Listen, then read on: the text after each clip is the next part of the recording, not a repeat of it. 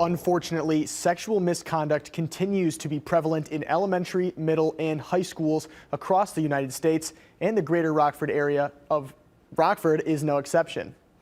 Maybe not our worst nightmare, but maybe it will be too. When most parents send their children off to school, they expect they're in safe hands, but that's not always the case. Any adult authority figure in charge of children, there is always a risk of these types of behaviors. Behaviors that clinical psychologist Dr. Jason Soriano brings to our attention after Rockford police arrest a former Auburn High School math teacher Friday for allegedly having inappropriate contact with a student. 80% of the time, when someone is sexually assaulted before the age of 18, it's by someone that they know.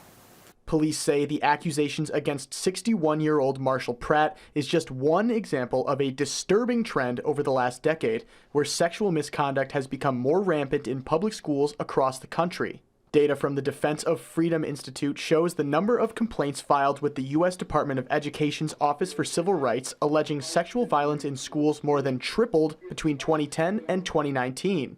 This could exist within religious education, this could exist in doctor's offices, this could exist anywhere. Dr. Soriano says it's important parents are proactive rather than reactive, but ultimately it comes down to a survivor's willingness to speak up, to create change in the silence that surrounds the crime.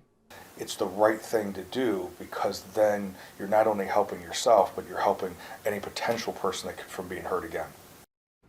Stop Educators Sexual Misconduct and Exploitation is a nonprofit that advocates against sexual abuse in U.S. schools. It states 3.5 million middle school and high school students experienced sexual contact from an adult in 2015.